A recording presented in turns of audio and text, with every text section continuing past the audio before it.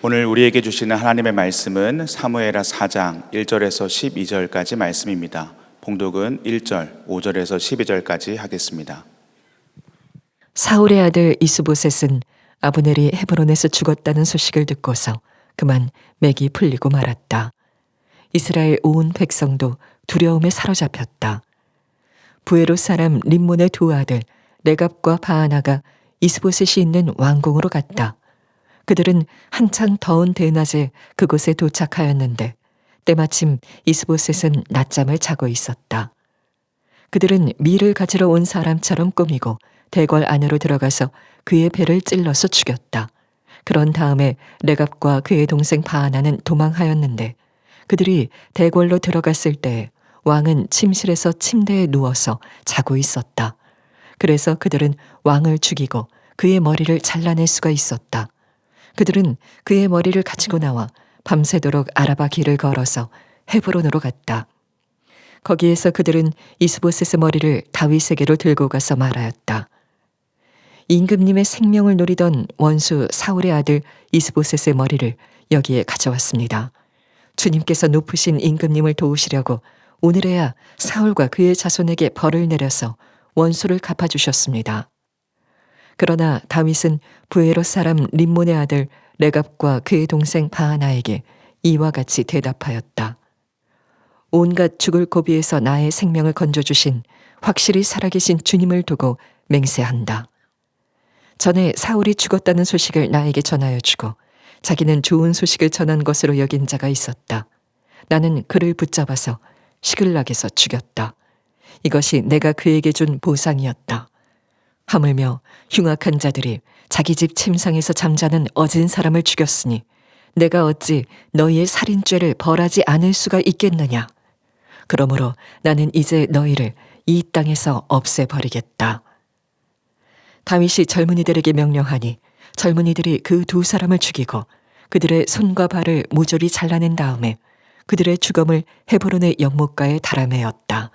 그러나 이스보셋의 머리는 가져다가 헤브론에 있는 아브넬의 무덤에 묻었다.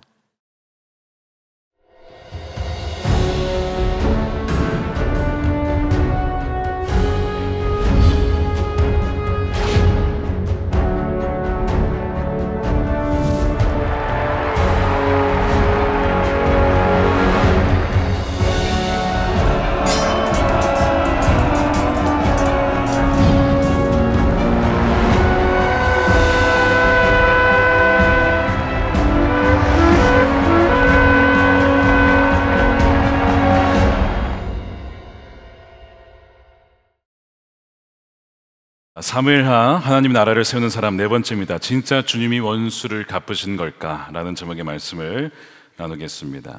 지난 1월 중순쯤이었죠. 미국 캘리포니아주 LA 할리우드라고 하는 그 지역 근처에 여의도 면적의 한 25배 정도 되는 정말 넓은 지역이 화재가 나서 건물 한 1만 채 이상이 소실이 되었습니다. 인명피해도 있었고요. 캘리포니아 주에서 도무지 이 피해와 복구를 감당할 수가 없어서 주정부에 연방 정부에 도움을 요청했을 정도입니다. 어떤 이들은 이럴 때마다 하나님께서 저 지역을 소돔과 고모라처럼 심판하시는 것이라고 해석하는 사람들이 있습니다.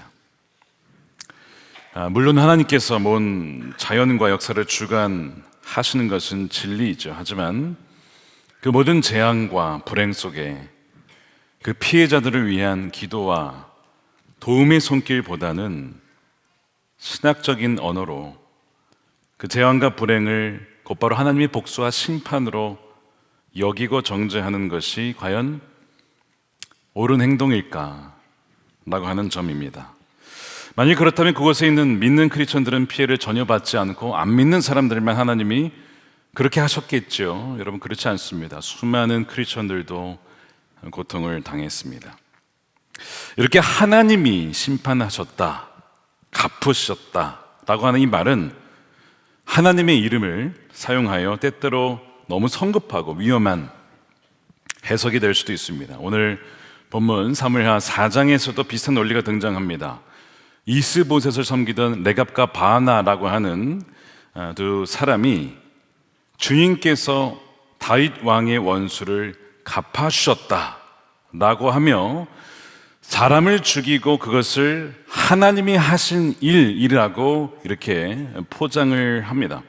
그러나 다윗은 오히려 이 일은 하나님이 하신 일이 아니라 악인이 의인의 피를 흘린 일이라고 그들의 주장을 단호히 거부하죠.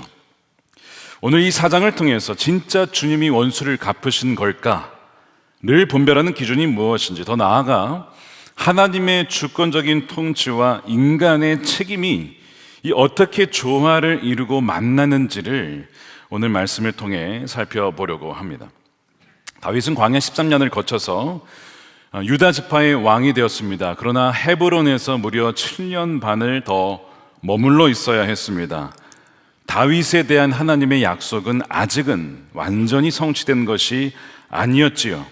이스보셋이 11지파를 여전히 다스리고 통치하고 있었기 때문입니다.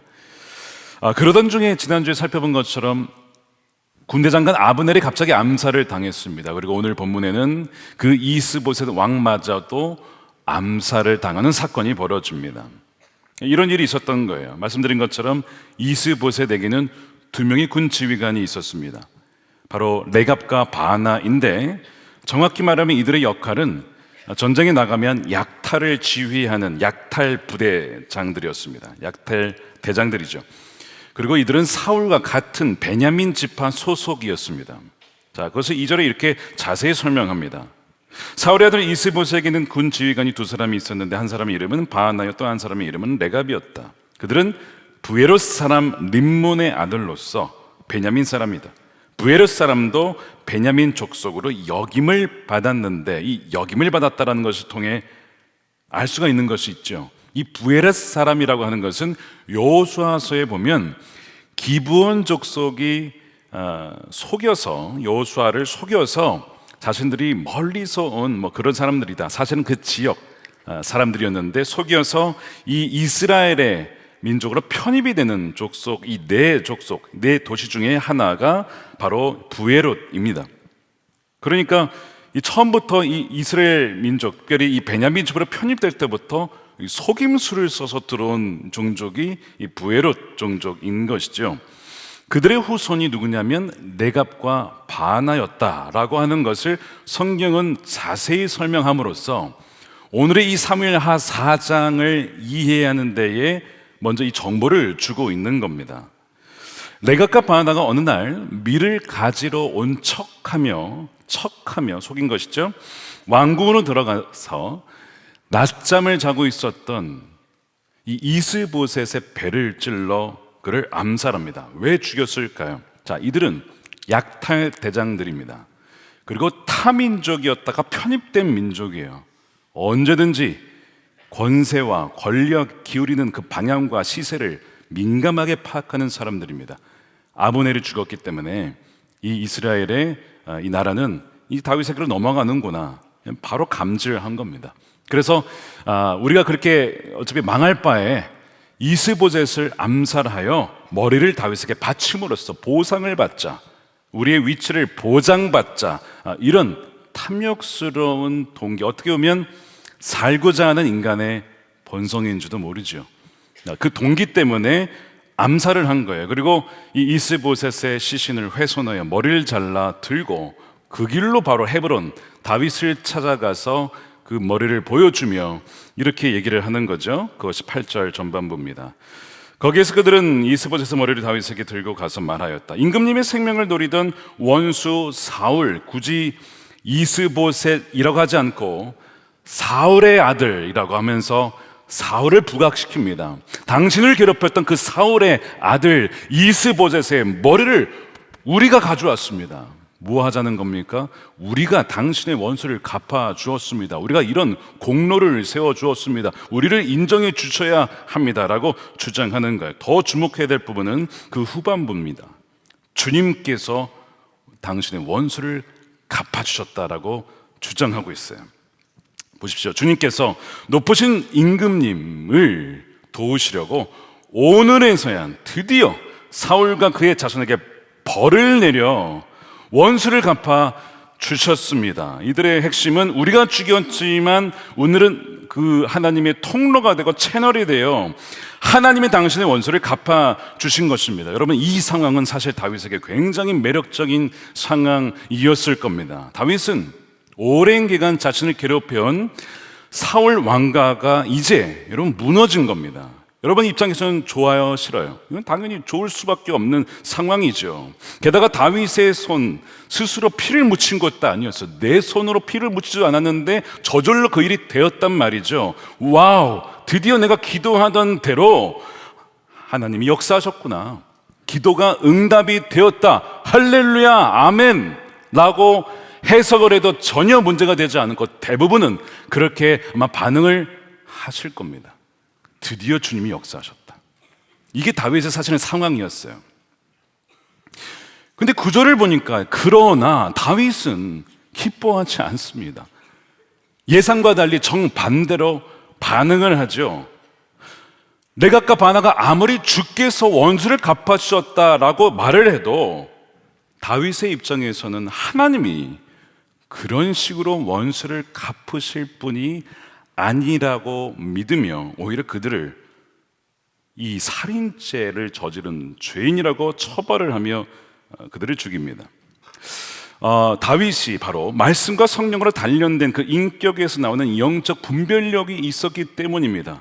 어떻게 다윗은 이 일이 하나님이 갚으셨다라고 보지 않고 사람의 죄악이었음을 금세 알아차린 것일까? 왜 그렇게 판단했던 것일까? 어떻게 그럴 수 있었을까? 세 가지가 있는데, 먼저 다윗은 예전부터 기름 부음 받은 자를 함부로 치지 않는다라는 말씀을 기준으로 삼았습니다. 그래서 예전에 사울을 죽일 수 있었던 두 번의 기회가 있었어요. 다 부하들이 하나님이 모든 환경을 섭리하여 왕으로 하여금 사울을 죽일 수 있는 절호의 찬스를 주신 것입니다 라고 해석을 했을 때 다윗은 아니라고 거절을 했었죠. 그렇게 거부하였습니다. 또한 몇 년 전입니다. 아말렉 청년이 와서 기쁜 소식이 있다라고 하면서 전해왔을 때에도 비슷한 일이 있었는데, 그때 사건을 다윗이 오늘 본문에서 회상을 합니다. 10절에 전에 사울이 죽었다는 소식을 나에게 전하여 주고 자기는 좋은 소식을 전하는 것으로 여긴 자가 있었다. 그의 말로는 자기가 사울을 죽였다라고 했죠. 나는 그를 붙잡아서 시글락에서 죽였다. 이것이 내가 그에게 준 보상이었다. 마찬가지로 이 레갑과 바나의 행위는 자신이 섬기던 왕을 잠잘 때 비열하게도 몰래 찔러 죽인 배신자요 암살자였습니다. 이런 방식으로 하나님이 역사하지 않음을 알기 때문에 늘 말씀을 기준으로 삼고 훈련된 사람은 하나님의 유사한 역사, 마치 하나님의 역사인 것처럼 포장된 그 상황을 즉각적으로 분별하게 된 거예요. 이 첫 번째 이유고, 두 번째는 광야 시절 다윗은 하나님의 방식에 고집하는 법, 방식대로 행하는 법에 대해서 철저하게 훈련을 받았습니다. 세상의 방식과 하나님의 방식, 하나님 나라의 방식이 있는데 그거를 훈련받은 거예요. 13년 내내 힘의 논리로 사울을 제거하지 않고 비열하게 죽이지도 않고 또 하나님 말씀대로 고집하는 방식을 배웠죠. 대적이 무너진다 하더라도 공의로운 절차와 민주적인 방법으로 혹은 하나님의 주권적인 방식을 통하여야 된다는 것을 몸으로 체득한 사람이 다윗이었습니다. 사울을 죽이고 간단히 아주 빠르게 왕이 될 수 있었지만 하나님이 자신에게 왕이 될 것이라고 약속하셨으므로 하나님의 때를 하나님의 방법으로 이루실 것을 믿고 기다렸던 사람이 바로 다윗입니다. 그런데 이 레갑과 바나는 지난주에 살펴보았던 요압과 매우 닮아 있죠. 그래서 결과만 좋다면 수단이 어떻든 상관이 없고 개인의 유익을 위해서라면 무엇이든지 할 수 있었던 또 다른 요압이 바로 이 레갑과 바나였던 거예요. 다윗은 이것이 하나님과 그분의 나라의 방식이 아니라는 것을 알았던 것입니다. 세 번째, 다윗은 열매를 보며 분별을 했습니다. 하나님은 무고한 자의 피를 흘리시는 분이 아닌 것을 다윗은 알고 있었어요. 근데 마찬가지로 이 레갑과 바나는 비열하게 잠자던 왕을 찔러 죽이고 목을 베은 암살자들이었습니다. 그러면서 주님께서 갚아주셨다, 원수를 갚아주셨다라고 하는 신앙적, 종교적 언어를 사용하고 있습니다. 언어는 신앙적이고 종교적인데 그들의 방식은 너무나 세상적인 거죠. 자, 이 둘이 다를 때에 아무리 신앙적인 용어를 사용한다 할지라도 신앙적인 삶에 그리스도의 향기가 보이지 않는다면, 드러나지 않는다면, 맡아주지 않는다면, 풍기지 않는다면 여러분 그것은 모순이고 여러분 어쩌면 가짜일 수도 있다는 것을 알아야 된다는 거예요. 두려운 것은 이것이 우리의 모습일 수도 있고 어쩌면 이것이 지금 한국교회의 모습인지도 모릅니다. 예수님께서 거짓 예언자들에 대해 경고하신 적이 있죠. 어떻게 분별해야 되느냐? 마태복음 7장에 이렇게 말씀하셨어요. 거짓 예언자들을 살펴라. 그들은 양의 탈을 쓰고 너희에게 오는데 속은 굶주린 이리들이다. 너희는 그 열매를 보고 그들을 알아야 된다. 가시나무에서 어떻게 포도를 따며 엉겅퀴에서 어떻게 무화과를 딸 수 있냐? 이와 같이 좋은 나무는 좋은 열매를 맺고 나쁜 나무는 나쁜 열매를 맺는다. 즉 종교적인 말, 신앙적인 말, 예언적인 말을 심지어 할지라도 그것에 속지 말라. 결국 그들이 맺는 삶, 그들의 선택, 그들의 결정, 그들의 행동, 그들의 태도, 이 모든 열매를 점검해야 된다. 그게 진짜다 라고 말씀하시는 거예요. 자, 몇 가지 질문을 통해 우리는 우리 자신과 거짓 예언자들을 분별할 수가 있어요. 이런 겁니다. 그들로 인해 생명이 살아나느냐, 사람이 변화되느냐, 아니면 누군가를 인격적으로 말살하고 분열시키며 결국 그 영을 죽이는가. 그들에게 하나님의 공의와 진리가 있을 뿐만 아니라 하나님의 그 은혜와 사랑이 균형 있게 나타나고 있느냐. 또한 주님이 아니면 나는 아무것도 아니다. 심지어 내가 틀릴 수도 있다라고 하는 예수님의 겸손한 성품이 말과 행동에서 드러나고 있느냐.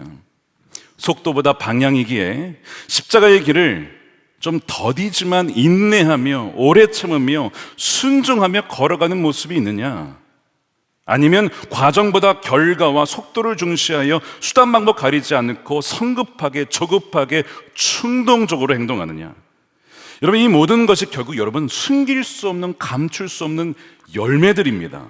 다윗이 보기에 이 레갑과 바나의 이 신앙적 언어는 거칠애일 뿐 실제 행동은 하나님의 성품과 맞지 않는 거예요. 말은 주님께서 하셨다라고 하지만 손에는 잔인하게 죽인 이스보셋의 머리가 들려 있다는 거, 여러분 모순인 것이죠. 참 두려운 것은 이 기준을 사실 우리에게 적용해 봐야 돼요. 여러분, 우리가 말과 행동과 태도에서 어떠한 열매를 맺고 있을까요? 여러분, 열매라고 하는 것은 나무는 자신을 위해 열매를 맺지 않아요. 열매는 타인에게 유익이 되는 것입니다. 다시 말해 나의 열매를 통해 내 주변 사람들이 유익을 보고 변화되고 있는가, 여러분 그 열매를 봐야 되는 건데, 사실 이것을 부부가 점검해 줘야 돼요. 그리고 부모가 자녀를 점검해 주고 심지어 자녀가 부모를 점검해 줘야 됩니다. 왜냐하면 부모의 신앙이 진짜인지 아닌지를 누가 가장 잘 아냐면 여러분 자녀들이 알아요. 교회에서의 모습과 운전할 때의 모습과 밥 먹을 때 집에서의 모습과 교회의 모습이 일치하는지 다른지는 자녀들이 가장 잘 압니다. 그래서 참 직면하기 두렵지만 부모님은 종종 자녀들에게 이렇게 물을 수 있어야 됩니다. 너희들이 보기에 엄마 아빠가 진짜 크리스천으로 보이니? 얼마 전에도 아이들에게 이런 질문을 던졌을 때 아이들이 대답했습니다. 답변을 말씀드리지는 않겠습니다. 그러나 상당히 긍정적이었다는 사실, 약간의 좀 그 이쯤에 약간 그리 훨씬 더 긍정적이었다는 사실, 한번 여러분 자녀들에게 물어보세요. 부모님의 신앙의 열매가 자녀들에게 어떤 유익을 주고 있는지.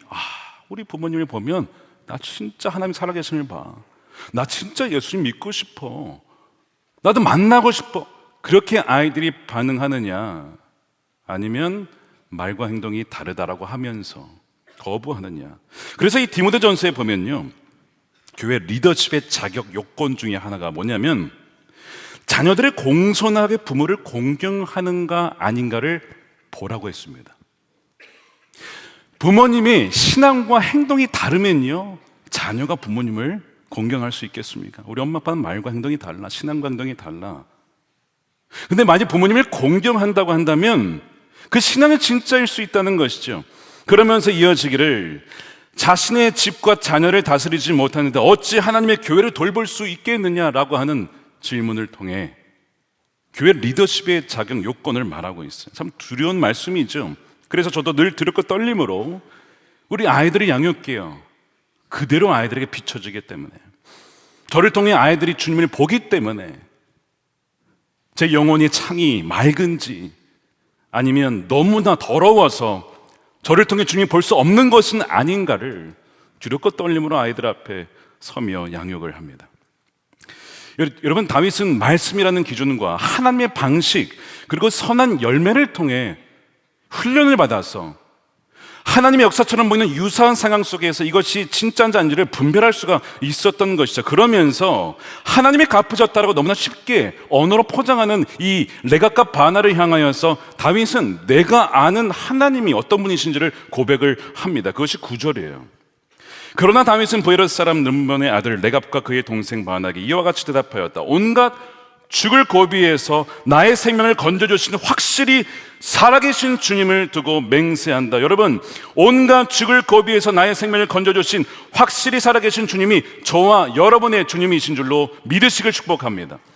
우리의 인생에 여러 가지 환난과 고통 중에도 우리를 지켜주시고 보호해주신 하나님이 우리의 주님이시라는 고백, 이것이 다윗의 고백인데 무슨 얘기를 하고 있는 거냐면 하나님은 원수라도 죽기보다 살리기를 원하시고 죽음보다 생명을 주기를 원하시는 분이시다. 주님은 다윗을 그 환난에서 건져주시고 보호해주시고 지금도 보호해주고 계시잖아요. 그러면서 다윗은 하나님 나를 보호해주고 계시기 때문에 지금 당신들이 그런 비열한 방식으로 나를 보호한다는, 마치 하나님께서 그렇게 하셨다는 식으로 그런 도움 난 필요 없다라고 사실은 거절하고 있는 것입니다. 다윗의 주장과 달리 다윗은 그들의 주장과 달리 비열한 방법을 써서라도 원수를 갚는 그러한 주님을 다윗은 알지 못하기 때문에, 나는 그런 하나님 알지 못한다. 도대체 너희들이 믿는 주님은 어떤 주님이기에 이것을 주님이 하셨다라고 그렇게 주장하느냐? 이게 다윗의 논지입니다. 여러분, 하나님이 어떠한 분이신지를 어떻게 알 수 있죠? 여러분, 성경을 통해 아는 거예요. 여러분, 이 말씀 함께 묵상집에 보게 되면 묵상 질문의 첫 번째가 뭐죠? 다 아시는데 부끄러워서 얘기 안 하시는 거죠? 삼위일체 하나님은 어떤 분이십니까? 라는 질문이 있어요. 삼위일체, 성부, 성자, 성령 하나님이 이 본문에서 어떠한 하나님이십니까? 여러분, 이 질문이 왜 있는지 아십니까? 내가 생각하고 내가 희망하는 하나님을 믿으시면 안 되기 때문에 그래요.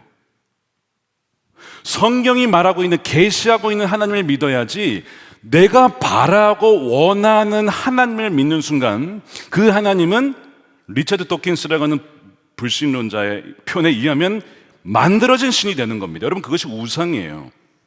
하나님은 이런 분이야, 하나님이 이렇게 하시는 분이야 라고 하는 것이 과연 성경에서 말하는 것이냐, 아니면 내가 바라는 하나님의 모습이냐, 여러분 그걸 봐야 된다는 거죠. 다윗은 뭐라고 하는 거냐면, 너희들이 지금 레갑과 바나가 자신들의 탐욕대로 지금 하나님을 조작해 만들어내고 있는데 그것이 주님 하셨다라고 하는데 나는 그런 하나님 알지 못한다. 너희는 지금 만들어진 신을 지금 섬기고 있는 거야. 그 우상을 거부하고 있는 거죠. 그러니까 여러분, 말씀을 통해서 계속해서 그분이 어떤 분이신지를 경험해야 되고 알아야 되고 잘못 알고 있었던 부분들을 바꿔나가야 돼요. 성령께서 그 일을 행하시거든요. 그러니까 우리가 매일 아침마다 말씀을 묵상하는 것이 얼마나 중요한지. 말씀 함께 2호로가 출간이 되었습니다. 여러분, 아직 구독 안 하신 분들은 오늘 또 가셔서 서점에서 구매하시면 좋겠습니다. 여러분, 9절에서 이 온갖 환난에서 자신을 건져주신 주님이라고 고백하면 다윗은 사실 그 하나님께 감사하고 있는 거예요. 사실 다윗이 자신도 묻지 않고 마음대로 행했던 때도 있었고 화가 나서. 왜? 나발의 자신을 모욕했다 이거야. 막 뚜껑이 열려가지고 부하들한테 칼차라고 해서 다 죽여버리겠다고 그렇게 했던 때도 있었어요. 그런데 그런 나를 멸망시키지 않고 참아주시고 기다려주시고 인내해주신 그 환난에서 죽도록 버리지 않고 건져주신 그 하나님께 지금 다윗은 뭐하고 있는 겁니까? 여러분, 감사하고 있는 거예요. 그래서 다윗은 하나님께 감사함으로써 지금 이 레갑과 바나의 쉽고 빠른 길을 지금 거절하고 있는 것이죠. 여러분, 그건 우상 숭배거든요. 다윗은 감사함으로써 레갑과 바나의 겉모습에 속지 않고 그들의 겉모습이 아니라 중심을 깨트려 보고 하나님의 뜻을 분별하고 있는 것입니다. 다윗이 만일 감사하지 않고 불평했더라면 아마 이들의 주장에 넘어갔을 거예요. 하나님 왜 아직도 제가 뭘 잘못했길래 하나님의 약속이 이렇게 더딘 것입니까? 이렇게 악인은 흥왕하는데 저는 왜 이 헤브론 산골짜기에 계속 머물러 있어야 합니까? 그러다가 이 소식이 들렸으면 어떨 뻔했어요? 야, 하나님이 일하셨다. 이들의 악행에 동조할 뻔했죠. 근데 감사했기 때문에, 감사함으로 이 악행에 동조하지 않으며 하나님의 방식을 지켜나갈 수 있었던 것입니다. 그럼으로써 다윗은 악인이라도 죽기를 기뻐하지 않으시는 하나님의 성품을 점점 닮아갑니다.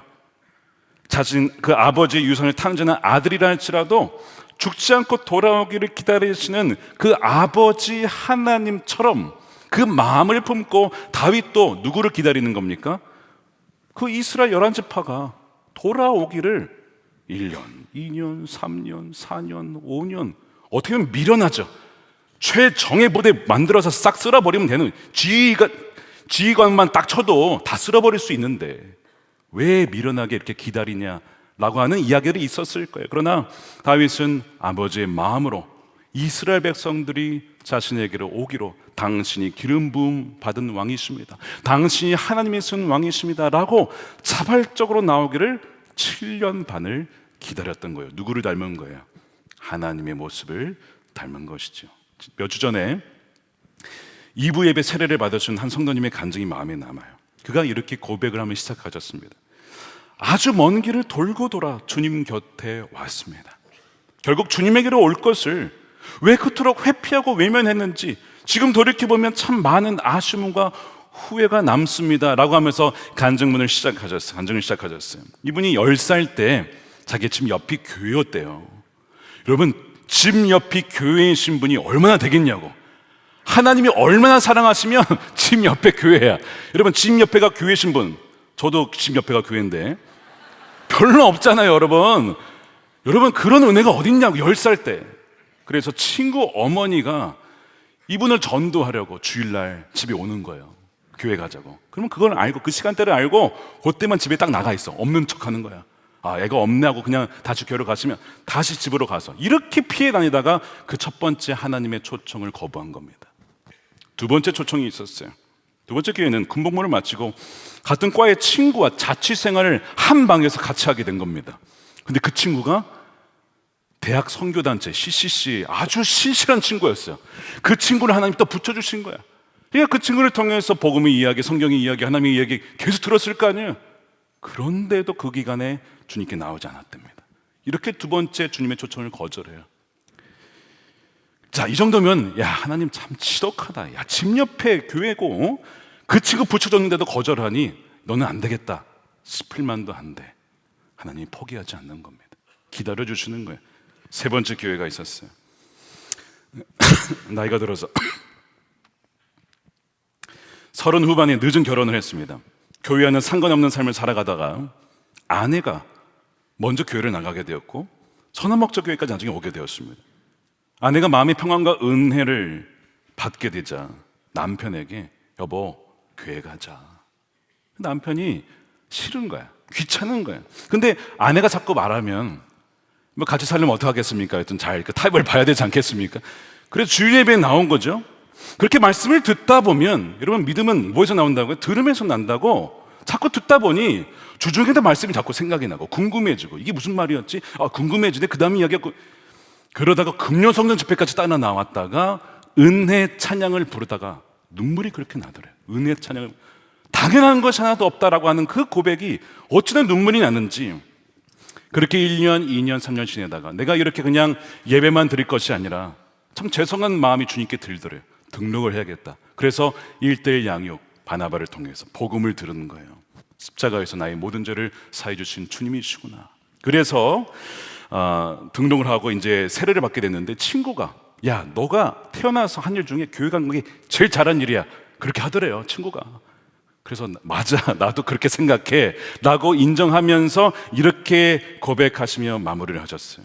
지금까지 제 삶에 제가 그렇게 도망다니고 회피하던 저의 과거에도 저를 인도하여 주신 에베네셀 하나님, 지금도 함께 하시는 임마누엘의 하나님, 제 남은 삶에서도 몇 걸음 앞서 예비하고 준비해 주실 여호와 일의 하나님, 참 감사와 찬양을 주님께 올려드립니다.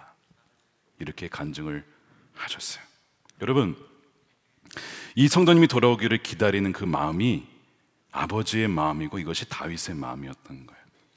무력으로 통일하지 않고 이스라엘 백성들이 돌아오기를 7년 반을 기다린 겁니다.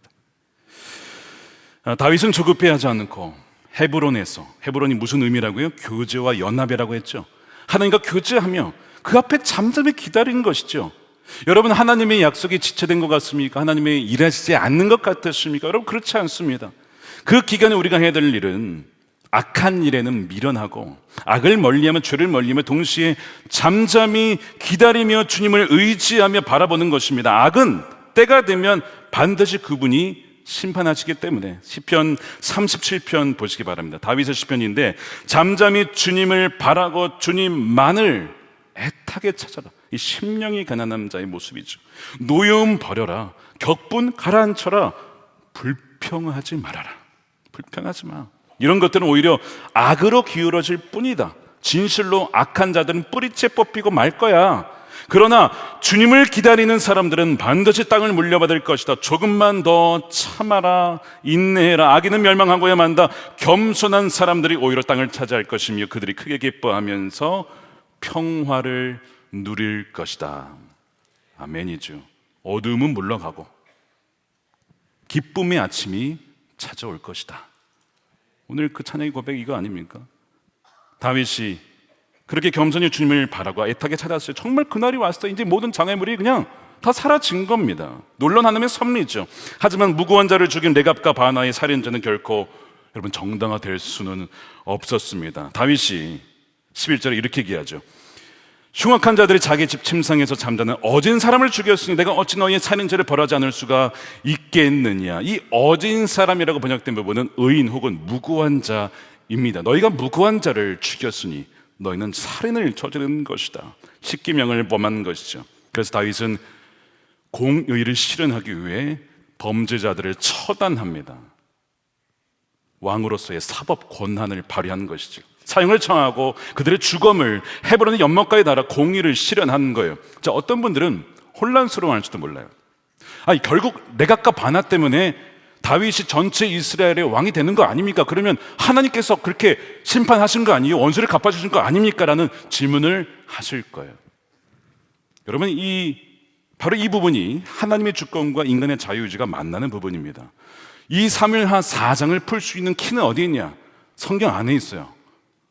두 가지가 있는데, 하나는 요셉의 이야기입니다. 창세기 요셉의 형들이 요셉을 시기하여 그를 죽이려고 했을 때 죽이지 않고 그냥 노예로 팔아 넘기죠. 성경은 그 형들의 그 모습을, 그 행위를 죄라고, 악이라고 분명히 규정하고 있습니다.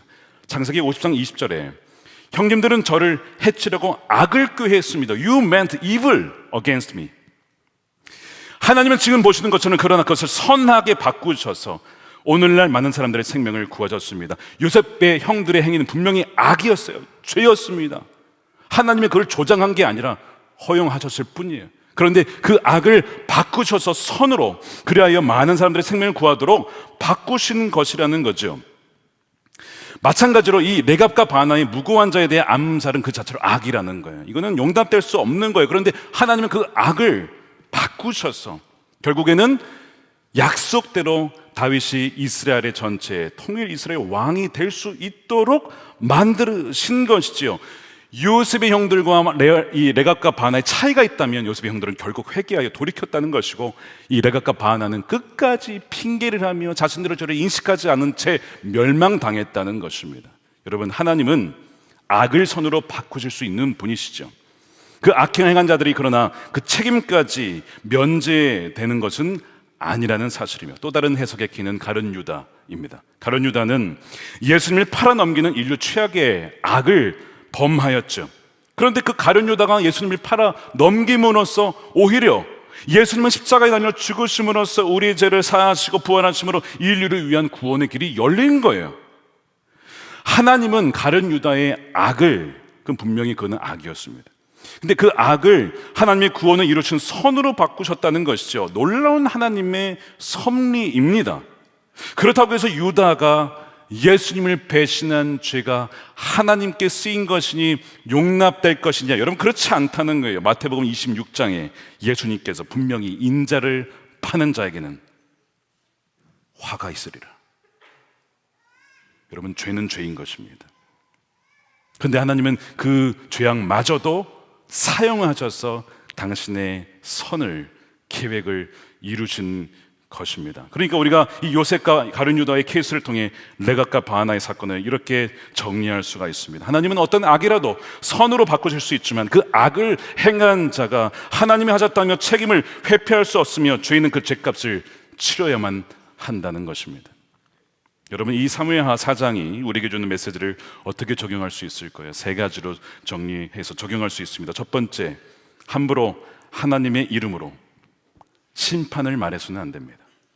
자연재해나 뜻밖의 불행을 두고 누군가가 사고를 당하거나 망하거나 질병에 걸린 것을 두고 하나님이 심판하셨다거나 하나님이 원수를 갚으셨다라고 말해서는 안 된다는 거죠. 다윗처럼 말씀의 기준으로, 하나님의 방식으로 서는 열매를 통해 분별해야 되고, 오히려 그런 불행한 사건을 보았을 때, 우리 아까 LA 사건을 얘기했지만 우리 자신을 돌아봐야 됩니다.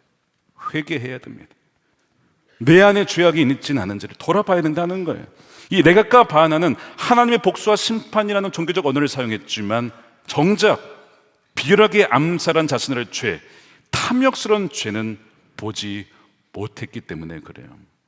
두 번째 적용은 기다림과 감사를 선택하십시오. 다윗은 광야에 13년, 헤브론에서 7년 반, 거의 20년 넘게 기다려왔습니다. 그는 조급함을 내려놓고 자기가 직접 사울의 가문을 깨끗이 쓸어버릴 수도 있었지만 그런 폭력적인 방식으로 왕위를 얻으려 하지 않았어요. 시편 37편 말씀대로 잠잠히 기다리며 하나님을 신뢰하며 바라보았습니다. 불평하지 않고 원망하지 않고 그 시간을 감사와 찬양으로 주님께 나아갔습니다. 하나님, 지난 수년 동안 나를 온갖 환난과 죽을 고비에서 건져주신 하나님께 감사를 드립니다. 감사드립니다. 제가 원망할 게 뭐가 있습니까? 불평할 게 뭐가 있습니까? 오직 감사뿐입니다. 그렇게 감사하며 인내하며 기다림으로 하나님의 성품으로 그렇게 빚어갈 때에 하나님의 약속도 이루어지게 되는 것이죠. 세 번째 적용입니다. 악을 선으로 바꾸시는 하나님을 신뢰하십시오. 우리가 사는 세상 여전히 악이 횡행하고 참 억울한 일도 많습니다. 불의한 일이 많죠. 왜 하나님이 불의를 그냥 방치하시나? 여러분, 의문이 들기도 합니다. 그러나 다윗의 삶과 요셉의 삶을 보십시오. 가룟 유다의 배신조차도 하나님의 그 십자가의 구원을 이룬 통로가 되었잖아요. 여러분, 하나님은 어떤 악이라도 선언을 바꿔내시는 주권자 하나님을 믿으시길 축복합니다. 사랑하는 여러분, 오늘 제목, 진짜 주님이 원수를 갚으신 걸까? 이 질문을 우리 자주 한번 던져봐야 돼요. 다윗처럼 말씀의 기준으로 하나님의 방식과 열매를 통해 분별력을 가질 때 저와 여러분을 통해서 하나님께서는 하나님의 때와 하나님의 방식으로 하나님의 선하신 나라를 이 땅 가운데 이루어 가실 줄 믿습니다. 자신이 선이라고 서로 외치며 주께서 악을 갚아주다라고 외치는 시대에 살고 있습니다.